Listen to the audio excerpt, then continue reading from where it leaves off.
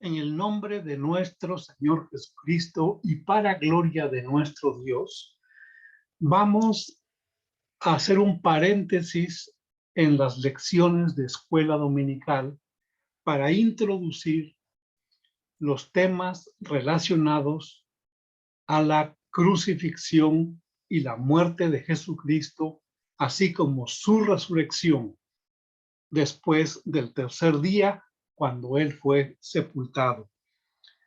Y vamos a estudiar, junto con todos los hermanos y hermanas, vamos a estudiar detenidamente las 7 frases que Jesucristo hablara, exclamara, gritara en la cruz del Calvario.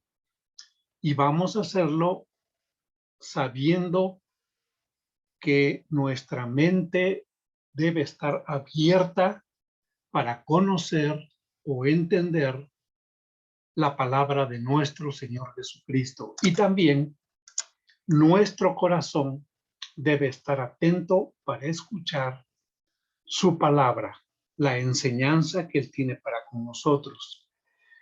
Y por supuesto debemos acompañar nuestra fe para que la enseñanza de la palabra de Dios sea altamente provechosa y podamos ser edificados con el conocimiento de la palabra de Dios.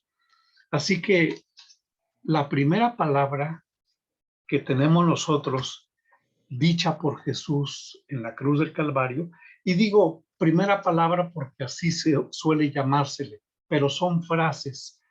Solamente quizá hay una frase que se resume en una sola palabra en griego, pero esa la vamos a ver en su oportunidad.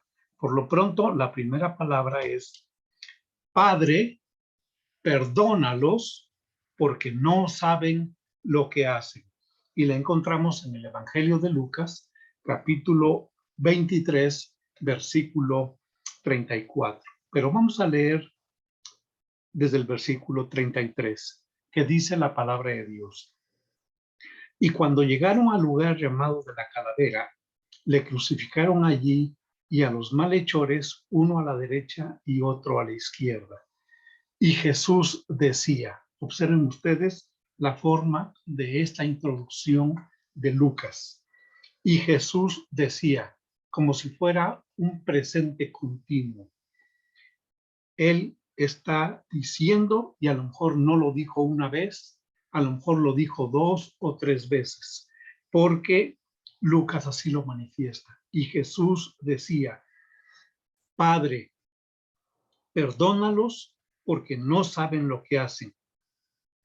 Y repartieron entre sí sus vestidos echando suertes.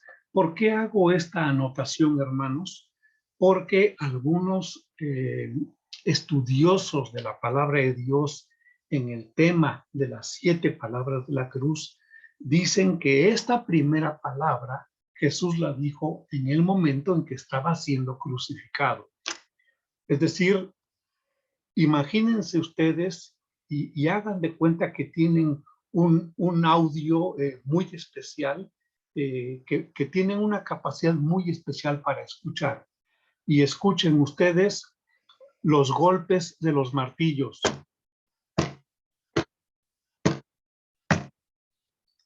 Y vayan siguiendo los golpes de los martillos de esta manera. Padre, perdónalos porque no saben lo que hacen. Como que simultáneamente a este clamor, a esta intercesión de Jesucristo, simultáneamente podemos estar escuchando los golpes del martillo, clavándole las manos a Jesucristo y clavándole los pies. Esta es una primera visión que podemos tener, iluminación del Espíritu Santo, y que más adelante, ya estando crucificado, es decir, ya estando levantado, porque dice la palabra de Dios, y crucificaron allí a los malhechores, uno a la derecha y otro a la izquierda. Entonces, ya están ellos crucificados. Por lo tanto, ya pasó el momento en el cual le hundieron a martirio los clavos en sus manos y en sus pies. Y Jesús decía, Padre, perdónalos, porque no saben lo que hacen. Y vamos a abordar esta primera frase de Jesucristo en la cruz, dando respuesta a dos preguntas inquietantes. La primera es, ¿qué es el perdón? Y la segunda es, ¿no sabían lo que hacían? Porque la expresión de Jesucristo es, no saben lo que hacen. Y si Jesucristo lo dijo, hermanos, yo creo cabalmente que Jesucristo dijo la verdad, que tanto los soldados romanos que lo clavaron a la cruz, como Anás y Caifás, junto con los principales sacerdotes, junto con los escribas y los ancianos, que lo juzgaron y que en el entendimiento de ellos, torcido totalmente, lo hallaron culpable para que llevándolo a Pilato tuvieron la oportunidad de acusarle de blasfemia, de acusarle de sedición, de rebelión, de que no estaba de acuerdo con el gobierno del César. Según esta mente retorcida y maquiavélica y perversa, ellos, como la ley les prohibía matar directamente a una persona, entonces tenían que llevarlo ante la autoridad oficial en ese entonces, que era Pilato por parte de los romanos. Pero tanto escribas, tanto principales sacerdotes, ancianos, Anás y Caifás, preguntamos, ¿no sabían lo que hacían? Tanto Pilato como la compañía de soldados, los cuales le azotaron, los cuales le golpearon con la caña que pusieron en su mano, los cuales le incrustaron una corona de espinas y que le escupieron el rostro y que lo abofetearon y que le dieron latigazos, que lo azotaron, ¿no sabían lo que hacían? Entonces, tenemos que dar respuesta a este clamor de Jesucristo, y de antemano quiero dejar mi posición. Yo creo cabalmente lo que Jesucristo dijo. Y si Jesús dijo, Padre, perdónalos porque no saben lo que hacen, creo en estas palabras de Jesús, que está clavado en la cruz con sus brazos extendidos y que está clamando al Padre en una situación totalmente dolorosa para el Hijo de Dios. Así que, hermanos, dos puntos que vamos a abordar: el perdón y no saben lo que hacen, la ignorancia. La ignorancia y cómo se llega a ese estado de situación, de la razón, de la inteligencia, del espíritu, del entendimiento, del corazón, para no saber lo que se está haciendo. La Biblia dice, la palabra de Dios, que Jesucristo ya estaba en la cruz clavado y que se encontraba en el monte del Gólgota, el monte de la calavera. Es un monte que no está muy lejos de la puerta de entrada a Jerusalén. Quizá no llega ni a medio kilómetro la distancia, y ahí, en las afueras de la ciudad, fue donde le crucificaron para que se cumpliera la palabra de Dios, se cumpliera la escritura. Pero cuando Jesucristo está diciendo, perdónalos, es porque quiere dejar a nosotros, sus hijos, a nosotros, sus seguidores, a nosotros, los nacidos de nuevo, quiere dejar la gran enseñanza de perdonar a todos los que nos ofenden, de perdonar a todos los que nos hieren con sus ofensas, de perdonar a todos los que nos causan daño. No importa, hermanos, no importa, amigos, que te hayan herido hace 20, 30 o 15 años. No importa.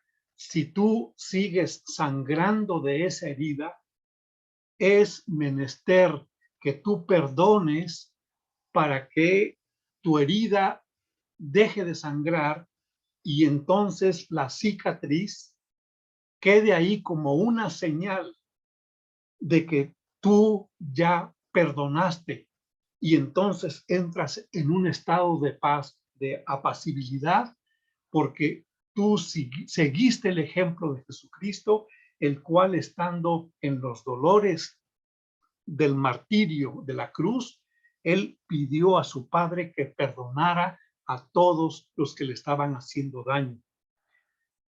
Entonces, tú no vas a olvidar que te causaron heridas. Tú no vas a olvidar que te ofendieron, pero la diferencia es que no vas a sentir ya ningún dolor y no vas a olvidar porque ahí está la marca de la cicatriz que te dejaron. No vas a olvidar porque aún en el recuerdo está la ofensa realizada, está el escarnecimiento, está la vileza, está la herida que te ocasionaron. Pero como tú ya perdonaste, entonces esa cicatriz es como una seña de lo que a ti te pasó. Pero ya no te duele porque ya perdonaste. Y Jesucristo, como hombre, no quería albergar ninguna raíz de amargura. Como hombre, no quería sentir ningún rencor hacia todos los que le estaban causando daño. No, él deseaba presentarse delante de Dios sin ninguna mancha, sin ningún pensamiento que lo estuviera torturando. Por eso él desde la cruz perdona a todos los que le están haciendo daño y clama al Padre para que los perdone. Porque envuelto en ese clamor, Jesucristo cree plenamente y tiene cabal conciencia y tiene profunda confianza en su Padre de que Él perdona todos los pecados. Literalmente pudiéramos parafrasear que Él está diciendo a Dios: Padre, que tu benignidad los guíe al arrepentimiento para que con la culpa y el peso del pecado que ellos están haciendo, se arrepientan y tú los perdones y ellos se salven. Porque Jesucristo, aún de toda esa gente, quería que fueran parte de su iglesia. Él quería llevarlos hasta la presencia de Dios. Así que Jesucristo, cuando está diciendo estas palabras, Padre, perdónalos, Él está no solamente en la cruz del Calvario, sino que Él está en el mismo lugar santísimo del templo.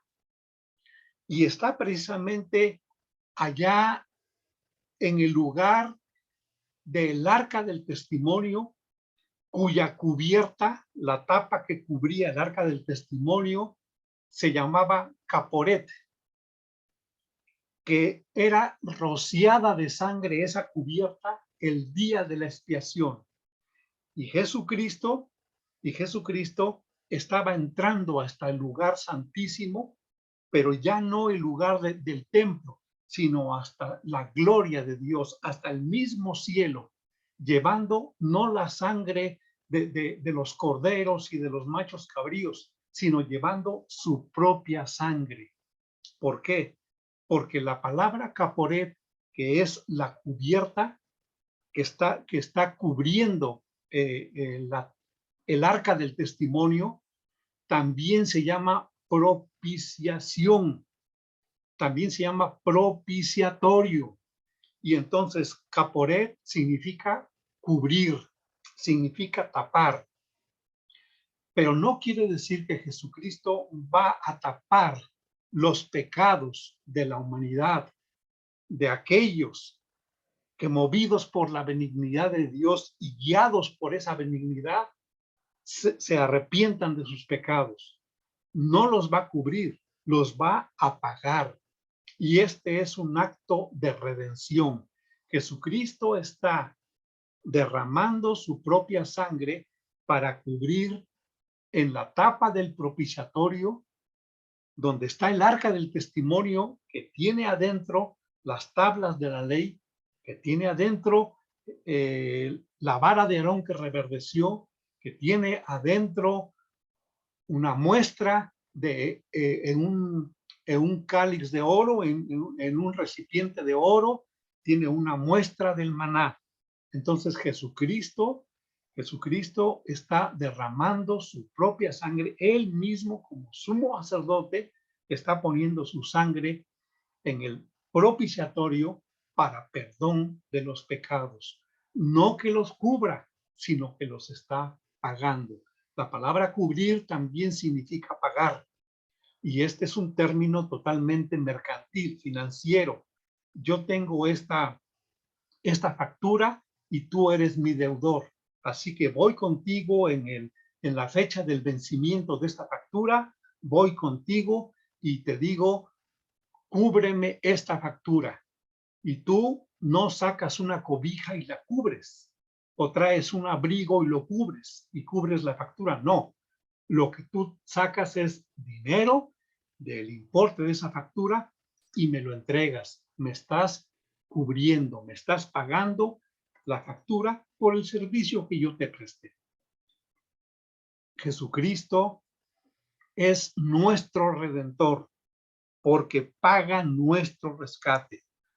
Una de las preguntas que más suele repetirse con respecto al rescate y al pago que Jesucristo hizo es: ¿a quién se le paga el rescate? Bueno, la Biblia dice en el Salmo capítulo 49, y quiero leerlo para ustedes, hermanos. En el Salmo capítulo 49 y versículo 6, dice la palabra de Dios: los que confían en sus bienes, es decir, financieramente hablamos, comercialmente si quieren, los que confían en sus bienes y de la muchedumbre de sus riquezas se jactan. Versículo 7, ninguno de ellos podrá en manera alguna redimir al hermano, ni dar a Dios su rescate. Entonces, está claro por lo que el salmista dice en el Salmo 49, versículo 7, que el rescate se da a Dios, aunque no se puede hacer. Es decir, porque Dios no te va a conceder el perdón de tus pecados si tú le traes dinero, si tú le entregas talentos de plata o talentos de oro. No, no. Dice el versículo 8, porque la redención de su vida es de gran precio y solamente se puede pagar con sangre, porque la palabra de Dios dice claramente en el libro de los Hebreos: sin derramamiento de sangre no hay perdón de pecados.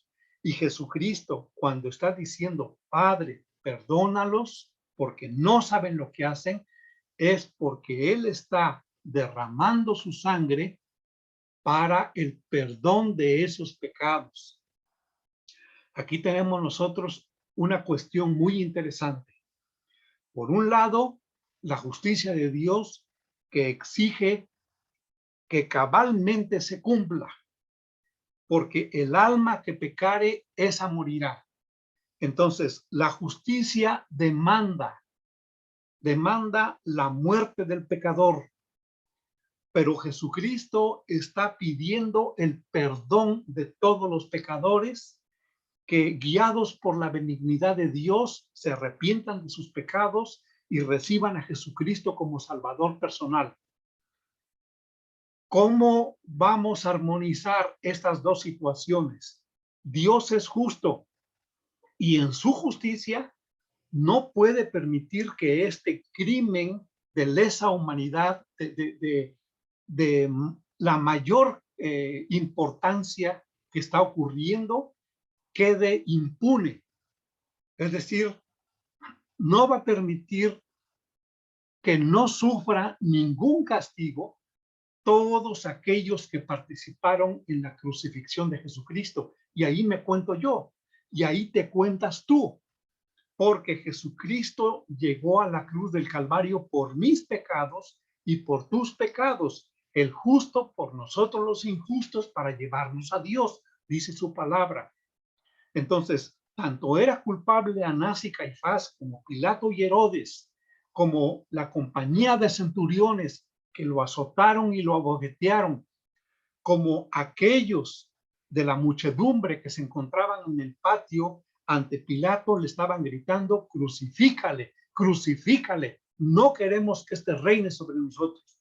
Tanto ellos eran culpables como también nosotros somos partícipes de esa muerte de Jesucristo, y somos partícipes porque también nosotros hubiéramos ahí gritado que le crucificaran, o por nuestros pecados que hemos cometido, también lo crucificamos nosotros a nuestro Señor Jesucristo. Pero Jesucristo lo que está haciendo en la cruz es derramando su sangre para perdón de nuestros pecados. Y entonces, como dice el Salmo 49, dice: para que viva en adelante para siempre y nunca vea corrupción. Eso es lo que la redención hace en nosotros. Una vez que nuestros pecados han sido perdonados y han sido cubiertos y han sido pagados por la sangre preciosa de Jesucristo, entonces nosotros vamos a vivir en adelante nuestra vida sin ver corrupción. Es decir, nuestro cuerpo, obviamente el cuerpo de nuestra carne, el cuerpo que tenemos nosotros, va a ser llevado al sepulcro, pero va a ser levantado incorruptible, porque esto corrupto tiene que vestirse de incorrupción. Y la palabra de Dios dice claramente que el día de la expiación, el sumo sacerdote llevaba la sangre para derramarla en el propiciatorio, en el caporet. ¿Para qué?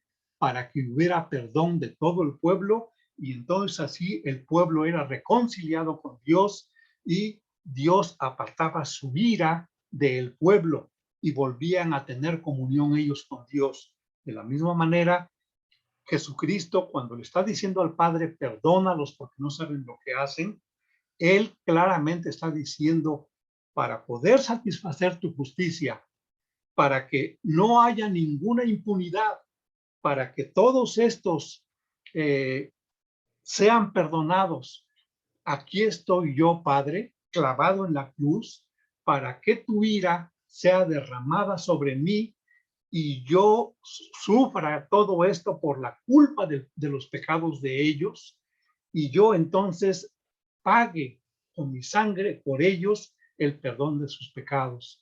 Y entonces la justicia de Dios quedaría en armonía con la petición de Jesucristo, porque Él estaba intercediendo aún por aquellos que lo habían escupido en su rostro, aún por aquellos que le habían dado de bofetadas, aún por aquel soldado romano que le metió la espada en su costado, la lanza en su costado.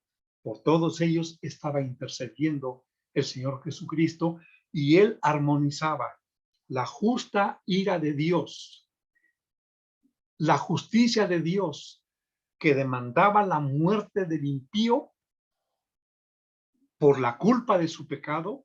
Jesucristo decía: Padre, caiga sobre mí. Entonces, para que tu justicia se vea satisfecha, yo cargo con los pecados también de estos que me están torturando y que me están sacrificando. También con los pecados de ellos cargo.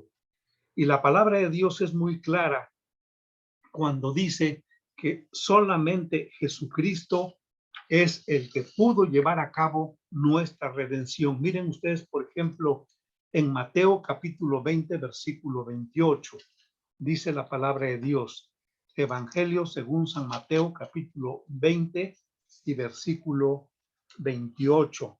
Dice, como el Hijo del Hombre no vino para ser servido, sino para servir y para dar su vida en rescate por muchos.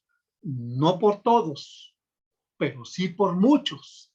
Y estos muchos deben ser más de lo que tú y yo nos imaginamos, porque el diablo no le va a ganar, no va a tener ninguna victoria, llevándose a la condenación eterna a más de todos los seres creados, porque la sangre de Jesucristo nos redime y nos perdona de todos nuestros pecados. Dice la primera carta de Pablo a Timoteo en el capítulo 2, versículo 6. Dice la palabra de Dios. Primera Timoteo, capítulo 2, versículo 6. El cual se dio a sí mismo en rescate por todos, de lo cual se dio testimonio a su debido tiempo. Es decir, Jesucristo está muriendo para rescatar a todos aquellos que antes de la fundación del mundo fueron escogidos por nuestro Dios para ser sujetos de su gracia, para ser sujetos de su misericordia y poder ser iluminados por el Espíritu Santo para conocer la gloria de Dios en la faz de Jesucristo y de esta manera iluminados pudieran ellos tener el arrepentimiento por todos sus pecados, la metania, que significa ese cambio de manera de pensar y que los va a llevar a ese cambio de vida por el poder del Espíritu Santo y por el poder transformador de la sagrada palabra de Dios. Todo esto es el beneficio, es la gracia que se da para aquellas personas que Dios predestinó, que Dios anticipadamente a él le plugo que fueran salvos por su gracia. Por eso dice la palabra de Dios, el cual se dio a sí mismo en rescate por todos aquellos, de lo cual se dio testimonio a su debido tiempo. Gracias a Dios que podemos nosotros encontrar lo que significa el ser rescatados, lo que significa el ser redimidos, el que nosotros podamos estar confiados en que la ira de Dios ya no va a caer sobre nosotros. Eso éramos antes, dice el apóstol Pablo en Efesios capítulo 2, que éramos por naturaleza hijos de ira, lo mismo que los demás. Es decir, al ser hijos de ira, no es porque fuéramos hijos de Dios, no, éramos hijos del diablo, éramos hijos de Satanás, éramos hijos del maligno, y por lo mismo la ira de Dios estaba latente para caer sobre nosotros por nuestra rebeldía y porque estábamos muertos en nuestros delitos y pecados, siguiendo la corriente de este mundo en pos de los pecados, en pos de las vanidades, y ahí estábamos nosotros viviendo en un tiempo totalmente ajenos a la gracia de nuestro Dios. Pero Dios, que es rico en misericordia, por su gran amor con que nos amó, estando nosotros muertos en delitos y pecados, nos dio vida juntamente con Cristo y por gracia somos salvos. Así que Jesucristo no quiere tener en su corazón, en su mente, ningún ápice de amargura o de rencor por las heridas que le están ocasionando. No, Él perdona sabiendo que esas heridas en sus manos y esas heridas en sus pies y esa herida en su costado van a ser la señal y nunca se le va a olvidar que Él murió en la cruz y que muchos hombres, que todos nosotros participamos crucificándole, pero esas heridas están totalmente cicatrizadas y Jesucristo no siente ningún dolor por eso. Él no siente ninguna tristeza, ninguna amargura, porque el Hijo de Dios nos amó tanto que se entregó a sí mismo por nosotros para que nosotros pudiésemos ser perdonados de nuestros pecados y recibir así, juntamente con el perdón de los pecados, recibir la bendición de la vida eterna que ahora gozamos en Cristo Jesús. Allí está el perdón. Ahí está el sacrificio de Jesucristo. Ahí está Él en el mero lugar santísimo. Ahí en el arca del testimonio, rociando su sangre en el propiciatorio para perdón de los pecados. Esa es una metáfora. La realidad, como dice la palabra de Dios en Hebreos, es que el Señor fue hasta el cielo y entró al mero lugar del lugar santísimo de Dios, no con sangre ajena, sino con su propia sangre. Quiero que leamos también, aparte, hermanos, en el Salmo 32, 1 y 2, para ver nuestra condición. Salmo 31, 32, perdón, Salmo 32, versículo 1 y 2. Dice la palabra de Dios: bienaventurado aquel cuya transgresión, es decir, pecado, ha sido perdonada. La transgresión es la violación del mandato de Dios, es la desobediencia, es pecar en contra de lo que Dios ha establecido o la norma del Señor, el mandamiento del Señor, transgredirlo, violarlo. Esa es la transgresión. Bueno, cuando nuestras transgresiones han sido perdonadas y cubierto, miren ustedes, en la palabra perdonado está la palabra expiación y en la palabra cubierto está la palabra propiciación, y cubierto su pecado, el caporet, la tapa de la propiciación. Versículo 2, bienaventurado el hombre a quien Jehová no culpa de iniquidad. ¿Por qué? Porque la culpa de nuestros pecados cayó sobre el Hijo de Dios. Él que no conoció pecado, dice la palabra de Dios, por nosotros lo hizo pecado para que nosotros pudiésemos ser hechos justicia de Dios en él. Entonces, y en cuyo espíritu no hay engaño, dice la terminación del versículo 2 del capítulo 32, y en cuyo espíritu no hay engaño. Que así sea nuestra situación, hermanos, ya ahora como hijos de Dios, perdonados. Ahí Jesucristo clamó aún por nosotros también cuando estaba en la cruz del Calvario. No únicamente por sus transgresores de esos días, no únicamente por los pecadores de años pasados y de generaciones pasadas, no, sino también por nosotros los pecadores de las generaciones futuras a la crucifixión, que también clamó por nosotros, porque solidariamente somos culpables, participamos, pedimos que lo crucificaran solidariamente. Ahí estábamos nosotros con mente, boca y corazón gritando: crucifícale, no queremos que este reine sobre nosotros. Ahí estábamos, pero tal es el perdón de Dios, hermanos, que ahora disfrutamos el perdón de Dios, sabemos que hemos sido perdonados, sabemos que nuestra vida está siendo transformada y renovada, sabemos que hemos nacido de nuevo y porque vamos creciendo en el conocimiento de Jesucristo.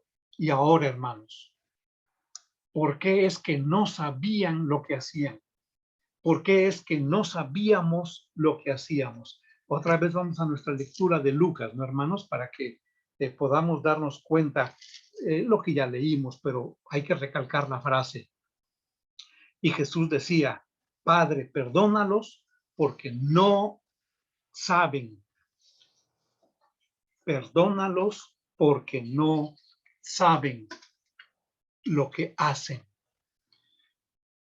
Hermanos, ¿cómo llega el hombre?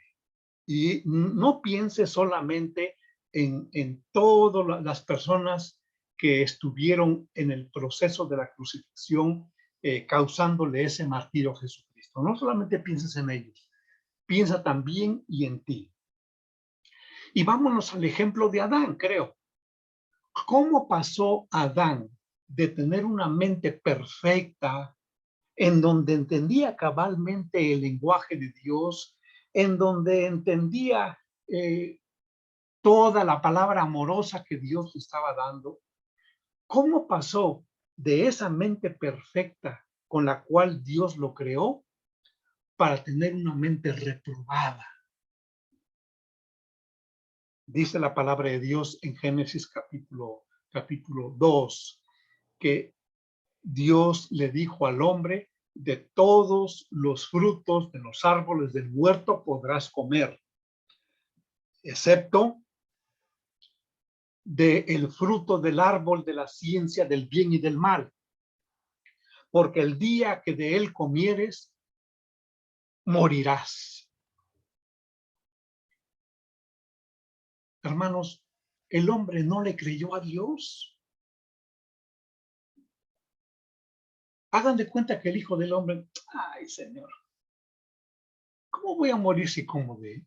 ¿Qué es la muerte? Me estás hablando cosas que yo no conozco. Yo fui creado por ti. Tú me diseñaste.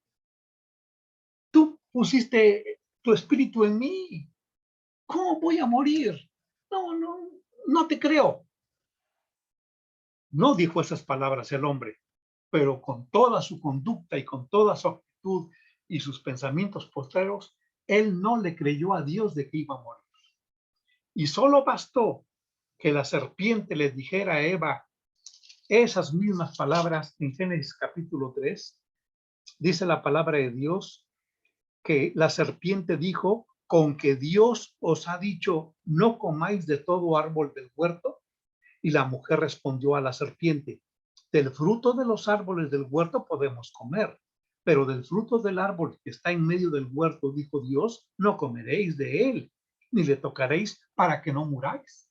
No sabemos qué es eso, pero Dios lo dijo, que si comemos vamos a morir.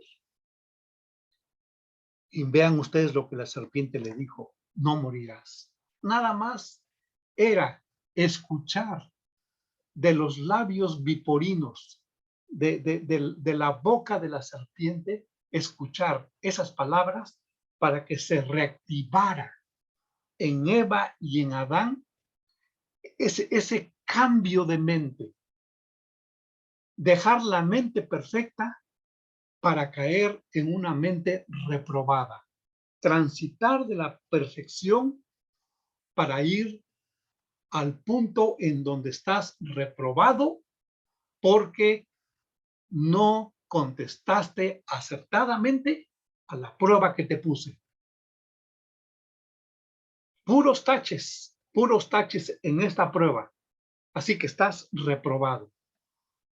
Y entonces dice el versículo 4, que la serpiente le dijo a la mujer: no morirás, no moriréis, sino que sabe Dios que el día que comáis de él serán abiertos vuestros ojos y seréis como Dios, sabiendo el bien y el mal.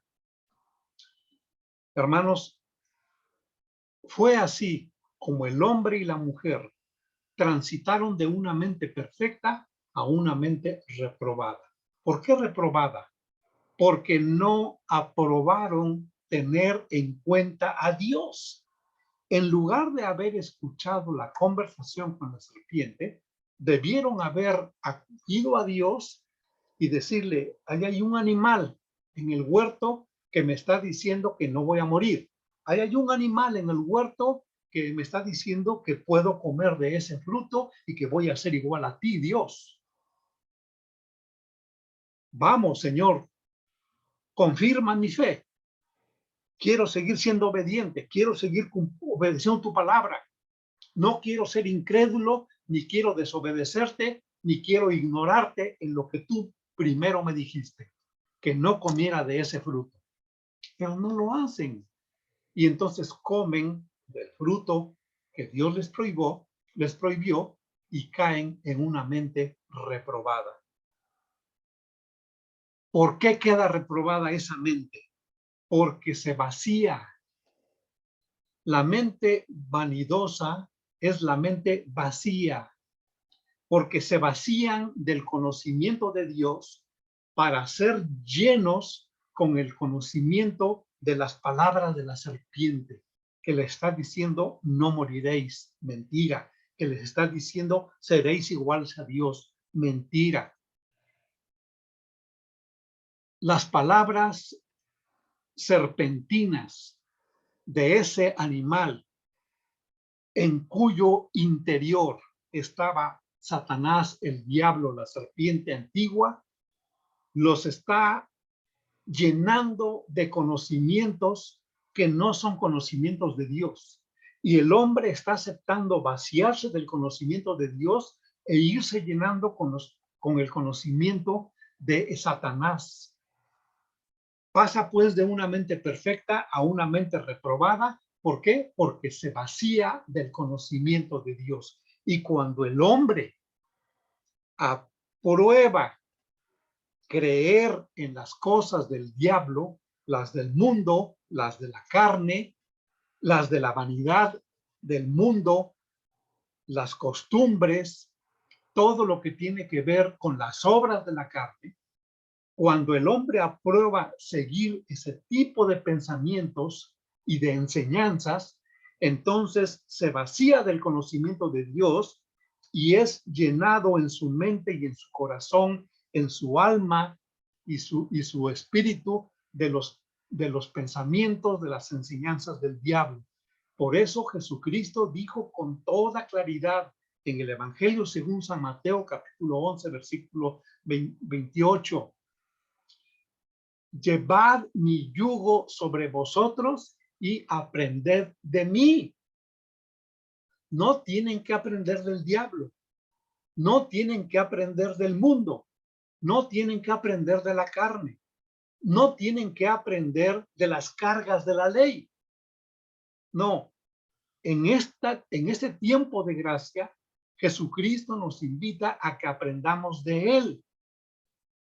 Y si nosotros aprendemos de Jesucristo, entonces nuestra mente, nuestro corazón se va a llenar del conocimiento de Él y estaremos creciendo en el conocimiento de Él, como dice el apóstol Pedro, crecer en el conocimiento de Jesucristo, y en ese crecimiento nuestra voluntad va a ser transformada para que se parezca más, no a la voluntad humana, carnal nuestra, sino a la voluntad de Jesucristo. Cuando nosotros voluntariamente tomemos la decisión de sujetar nuestra voluntad a la voluntad de Dios en cabal obediencia. Es mi obediencia la que va a estar sujeta a la voluntad de Dios para que yo me parezca más y más en la voluntad a Jesucristo, el Hijo de Dios. Así que la palabra de Dios dice que el hombre que vive reprobado con una mente vacía es el hombre que ahora tiene una mente entenebrecida y por eso no saben lo que hacen. Y acuérdate, tú también, yo también, no sabíamos lo que hacíamos viviendo en nuestra vida de pecado. No sabíamos por qué, porque como dice Isaías 5:20, a lo bueno le decíamos malo, a lo malo le decíamos bueno, a lo dulce le decíamos amargo, a lo amargo le decíamos dulce, a la luz le decíamos tinieblas, a las tinieblas le decíamos luz. Entonces teníamos todos los circuitos cruzados y distorsionados y nuestra mente no tenía la luz del conocimiento de Jesucristo. No estaba siendo iluminada por el Espíritu Santo y delante de nuestros ojos había un gran velo de incredulidad. un velo que nos impedía ver el conocimiento de Dios. Y además, viviendo en los días de nuestra carne, muertos en nuestros delitos y pecados, no podíamos ni siquiera entender el lenguaje de Dios, porque el lenguaje de Dios es espiritual. Y yo soy hombre, yo soy de la raza humana, yo soy terrenal, caído en el pecado. Entonces, mi vocabulario es terrestre, mi lenguaje es terrestre, el de Dios es espiritual. ¿Cómo yo podía entender a Dios? Pues es que era necesario que yo naciera de nuevo, para que entonces con el nuevo nacimiento, entonces Dios me dotara del conocimiento del lenguaje celestial que Él habla, para que yo pueda entender a mi Padre. Así como un niño entiende a su mamá y a su papá, también nosotros, ya como recién nacidos, nacidos espiritualmente, podemos entender el lenguaje de Dios. Pero antes no, porque estábamos totalmente cautivados en el yugo y la esclavitud del pecado, vaciados de nuestra mente del conocimiento de Dios, como dice el Salmo 10:4. Vamos a leerlo. Salmo capítulo 10, versículo 4, dice de esta manera: el malo, por la altivez de su rostro, no busca a Dios. No hay Dios en ninguno de sus pensamientos. Fíjense ustedes qué lamentable es la condición del hombre. En esa situación, con un corazón endurecido, con una ceguera espiritual, con un entendimiento entenebrecido por el pecado, con una esclavitud de cadenas espirituales que lo tienen totalmente atado para hacer las cosas de la carne, el hombre no sabe lo que hace. Tal es el poder del pecado en la vida de los seres humanos. El presidente de Rusia, Putin, no sabe lo que está haciendo. ¿Por qué? Porque es un hombre que tiene un entendimiento de reptil, que tiene un cerebro de reptil. Está siendo guiado por Satanás, por el diablo. Entonces, en esa condición, ¿ustedes creen que él va a clamar a Dios para decirle: Dios, guíame por tu Espíritu Santo para hacer esta matanza que estoy haciendo? No, de ninguna manera. Esto es inimaginable. En su mente impía no tiene ningún pensamiento de Dios. No nos vayan a venir con el cuento de que son cristianos. No lo son. Son hijos del diablo. Los que participan con Putin de esta matanza que está haciendo. Hermanos, hay dos verbos, no, miento, hay como 12 verbos, o 14 a lo mejor, en el griego del Nuevo Testamento para significar la palabra conocer o la palabra saber. Y la que encontramos nosotros en el Evangelio de Lucas, cuando dice: perdónalos porque no saben lo que hacen, es la palabra o el verbo griego oída, así como de oír, oída. Eso significa saber. Dice la palabra de Dios: no saben lo que hacen, y es la palabra oída. Esta palabra tiene un significado de conocer o de tener un conocimiento por lo que se ve o por lo que se oye. Es decir, es el conocimiento que viene por medio de la percepción. ¿Qué percibo con mis ojos? Eso conozco. ¿Qué percibo con mis oídos? Eso aprendo. ¿Qué percibo con mis sentidos? Bueno, ese es un aprendizaje y ese aprendizaje es oída. Es el verbo que se encuentra aquí. Pero hay otro verbo que es el verbo ginosco, que también significa conocimiento, pero no está aquí en este pasaje. Es decir, cuando dice perdónalos porque no conocen lo que hacen o no saben lo que hacen, no es la palabra ginosco, no es el verbo ginosco, sino es el verbo oída. ¿Y cuál es la diferencia? La diferencia es que usamos ginosco cuando la aspiración del hombre como conocedor es conocer a Dios. Es decir, si yo quiero conocer a Dios, uso el verbo ginosco o saber de Dios, ¿verdad? Conocer o saber de Dios. El conocimiento, pues. Pero este conocimiento de Dios no es el conocimiento intuitivo, no es el conocimiento perceptivo, no es por mis ojos, porque no puedo ver a Dios. Y aunque sí es por mis oídos, porque la fe es por el oír, pero no estos oídos, sino cuando ya puedo en mi espíritu oír la voz de Dios cuando me leen o yo leo la palabra de Dios. ¿Se entiende entonces, hermanos? Oída es como más interno y como más pleno. Ginosco es un proceso de aprender y es lo que aparece en la Biblia cuando somos exhortados a conocer más de Jesucristo.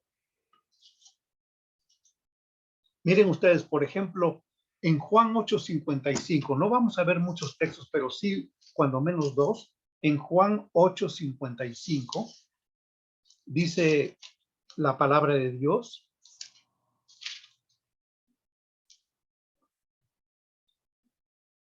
pero vosotros no le conocéis. Aquí está la palabra ginosco. Ajá. Pero vosotros no le conocéis, dice el Señor, y está hablando de sus enemigos, de personas que estaban ahí. Ustedes pueden leer desde el versículo 48, cómo le preguntaron: ¿eres tú acaso mayor que nuestro padre Abraham, el cual murió y los profetas murieron? ¿Quién te hace a ti mismo? Respondió Jesús: si yo me glorifico a mí mismo, mi gloria nada es. Mi Padre es el que me glorifica, el que vosotros decís que es vuestro Padre. Ajá. Dice el versículo 55, pero vosotros no me conocéis. ¿Por qué? Porque no están en el proceso de conocer a Dios. Mas yo le conozco, ahí es oída, porque Dios conoce porque Jesucristo conoce plenamente a Dios. Si vemos la diferencia, hermanos, el conocimiento del hombre hacia Dios, ginosco, es un proceso. A lo mejor en este caso ellos estaban en cero todavía. Por eso Jesús dice: pero vosotros no le conocéis, ginosco, mas yo le conozco, oída, el verbo oída. Y si dijere que no le conozco, aquí usa el Señor la palabra otra vez, oída. Si yo dijere que no le conozco, es decir, que no lo conozco plenamente, o que mi conocimiento de Dios no es absoluto. Si yo dijere que no lo conozco, sería mentiroso como vosotros. Pero yo le conozco, oída, otra vez, y guardo su palabra. ¿Por qué? Porque el verbo oída nos habla de una relación de afinidad, de una relación íntima, de una relación de conocimiento mutuo, como por ejemplo, yo puedo decir, he visto al presidente Andrés Manuel López Obrador, he visto, sé de él, ajá, sé de él, pues, lo que leo en las noticias o lo que me entero, ¿verdad? Sé de él, o lo veo en la televisión, pero no puedo decir que le conozco y él me conoce. Eso no lo puedo decir. Bueno, sería, sería oída, sería conozco y me conoce. Y ginosco sería, pues, estoy en el proceso de conocerlo, ¿verdad? A lo mejor, si me busco unos libros y leo su biografía y después me viene a Oaxaca y voy a platicar con él, a saludarlo, bueno, puedo decir que ya le conozco o mi proceso de conocimiento va aumentando. Ese es ginosco. Oída es más interior, es más íntimo. Inclusive conocer o saber, oída, el verbo griego oída, es el que se usa en la relación íntima de un hombre y de una mujer. Por ejemplo, Génesis capítulo 4, y conoció a Adán a su mujer y tuvo un hijo, y nació Caín. Esa es la intimidad. Ese es el conocimiento. Ahora, cuando Dios es el que conoce y nosotros somos los sujetos de su conocimiento, entonces se usa el verbo oída. ¿Por qué? Porque Él conoce todo de nosotros. Él conoce plenamente de nosotros. Pero cuando nosotros hablamos de que conocemos a Dios, se usa ginosco.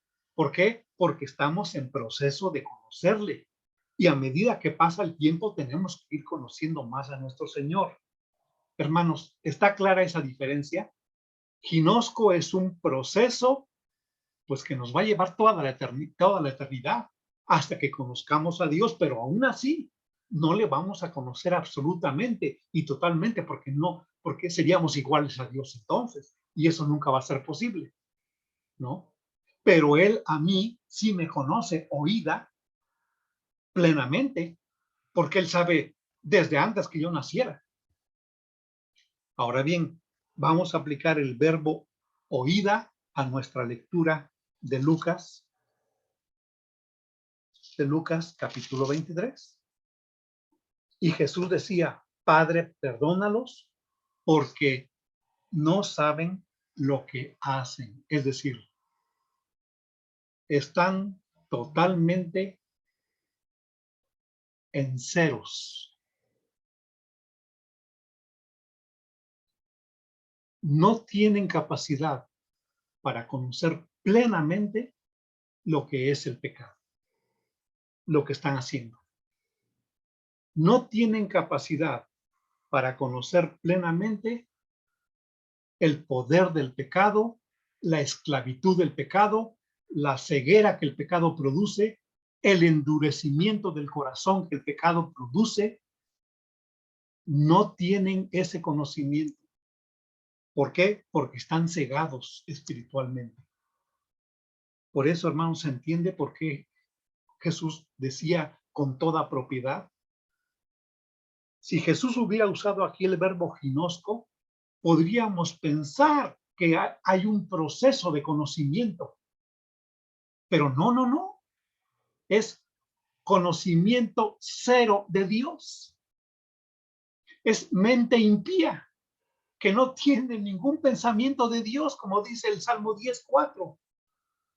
Quiere decir que toda esa gente, desde Anás y Caifás hasta todos los oficiales y los ancianos y los miembros del Sanedrín y los escribas y los fariseos y los principales sacerdotes y la compañía de soldados, excepto quizá aquel centurión que dijo, este verdaderamente era el Hijo de Dios. Este verdaderamente, o sea, él por su fe creyó que era el Hijo de Dios. y empezó y dio inicio a un conocimiento de Jesucristo. Pero todos los demás tenían una mente vacía del conocimiento de Dios y sí llena del deseo de matarlo. Instruidos por el diablo, acicateados por el diablo. Por eso Jesucristo dijo con toda propiedad: Padre, perdónalos, porque no oída lo que hacen, no saben. ¿Cómo se llega a no saber lo que hacemos, hermano? Pues tú pregúntatelo tú. Yo ya me lo respondí. Yo sí sé. El pecado te atrae. El pecado te fascina. El pecado te seduce. El pecado te cautiva, te esclaviza, te rodea de cadenas. El pecado te mata, claro que te mata el pecado. El pecado te engaña. ¿Por qué? Porque te dice que lo bueno es malo y que lo malo es lo bueno. Por eso quiere que tú hagas lo malo, porque te dice que eso es bueno. Te engañan el pecado. Pero ahí está el amor de Jesucristo intercediendo por nosotros hasta este día, con ese clamor en la cruz del Calvario, diciendo: Padre, perdónalos porque no saben lo que hacen. Yo te invito, a ti amigo, a ti amiga, te invito que tengas una relación de conocimiento íntimo con Jesucristo. Que tengas con Jesucristo un proceso que vaya creciendo para que tú vayas conociendo más y más de Jesucristo, pero que empiece con una relación personal. Que empiece con una relación interior, de corazón, no de labios solamente. Con la boca vas a confesar que Jesús es el Señor y en tu corazón vas a creer que Dios lo levantó de los muertos y tú vas a ser salvo. Pero tienes que iniciar esa relación de conocimiento con Jesucristo para que el Señor te tenga abrigado, te tenga protegido y te tenga cuidado. Y tú puedes decirle a Jesucristo estas palabras: Señor Jesús, tú moriste en la cruz por mí. Tú moriste por mis pecados y ahí en la cruz clamaste intercediendo por todos nosotros, pecadores, cuando le dijiste a tu Padre: Padre, perdónalos porque no saben lo que hacen. Tú, Señor, que conoces bien el corazón mío, sabes que yo no sé lo que hago, porque no tengo ninguna luz del conocimiento tuyo, porque no tengo ni una pequeña parte de iluminación para conocer este poder tan grande que tiene el pecado sobre mí, que me tiene totalmente ciego y mis pensamientos están totalmente confundidos y distorsionados y entrecruzados como una red maligna, porque yo, Señor, vivo creyendo que lo malo es bueno y que lo bueno no hay que hacerlo porque eso sí es malo. A tal grado estoy siendo engañado, Señor, por el pecado. Por eso, Señor Jesús, te ruego que entres a mi corazón. Te recibo como mi Salvador personal. Te pido, Señor, que perdones todos mis pecados. Acepto que tú moriste por mí en la cruz del Calvario y quiero ser un seguidor fiel tuyo. Quiero que tú, perdonando mis pecados, entres a vivir a mi corazón. Sí, Señor, te lo ruego en tu mismo nombre. Sí, Señor, en tu nombre, Cristo Jesús. Amén. Amén. Si tú hiciste esa oración pequeña, debes de creer ahora que tú eres hijo de Dios. El Señor te bendiga.